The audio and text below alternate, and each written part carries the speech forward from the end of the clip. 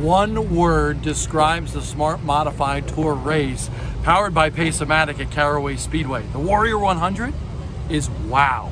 I'm Bob Dillner, JB Cole with me as well, the flagman and top brass for the Smart Series as well. And I don't even want to talk about it because I want to know what it was like up there in that flag stand watching all the crazy racing. I've got the best seat in the house, Bob. I mean, tonight, the Warriors, our weekend Warriors, our Smart Stars, put on a show. Last time we were here, it was very eventful. Not for the likings to, the average fan being here. It seemed like for like 6 or 7 hours, but this one here, 59 minutes of non-stop excitement. It came down to the wire with the last 10 laps with Brandon Ward and Joey Coulter. Again, best seat in the house. Gave the checkers to somebody that really earned it. I want to know if you had the same opinion that I had, and that is, Brandon Ward got there, and he tried a couple times, and then he kind of faded. Yeah, I thought it was done. I thought it was Joey Coulter's deal. Were you surprised that he came back and got the job done? I was pretty surprised at that because, like you said, they kind of like settled in, and it was with about almost 10 to go, and I'm thinking, okay, well, here we go. And then all of a sudden I look up, and I see Brandon Ward going down there and won and giving a shot to O2. They're supposed to be teammates, I think. But all of a sudden, O2 goes up the track. The track was really in bad shape. We had a couple races tonight, old spills, but these guys put on a heck of a show. They held on to it, and Joey Coulter picked up the second place finish. Brandon Ward, though, put on a heck of a show. Speaking of oil, Heartbreak Hotel for Burt Myers. Had that oil leak underneath the hood. I couldn't believe, I didn't even know if he was on the lead lap still. I had to look at my race monitor, but a valiant effort. But what I want to ask you about Burt Myers is what you see in the first two races for that driver. Absolutely has turned his program around. I mean, he's up front, he's battling, he's a top 2 competitor every time he's here. I was really banking on him coming out with the checkered flag tonight. I mean, he was, a good 2-3 car lengths away from the second place guy most of the race, and then unfortunately, we pulled him down, noticed that there was some fluid coming from his car. I believe it was maybe power steering that was reported, but unfortunate for him. But I bet he's going to bounce back, no problem. Yeah, and we did talk to Burt after the race. You were busy in tech. It was truly an oil leak on that race car. So many storylines in this one. I look at like a guy like Dennis Holdren. He was up there in the top 10. Heck, he was almost top 5. Daniel Yates making his first start. He was up to third. I thought he was going to get a third place finish. Hey, I'm proud of him. We had Bobby Meesmer up there finishing third.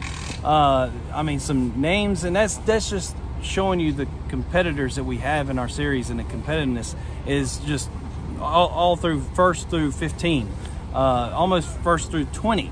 Anybody can win with the Smart Tour. So what do you think about Brandon Ward's win?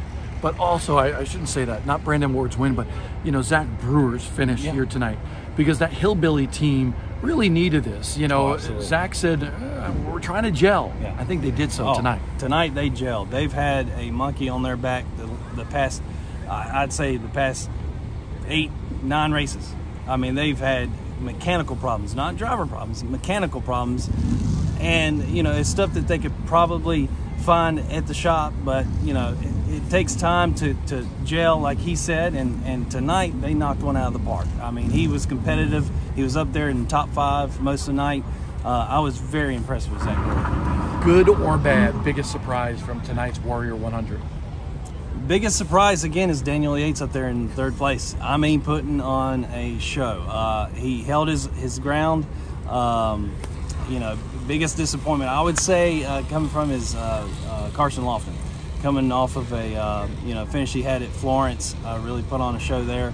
But the biggest surprise is still that Brandon Ward popped 0-2 going into 1. I'm thinking they're teammates. What are we doing here? But they put on a heck of a show.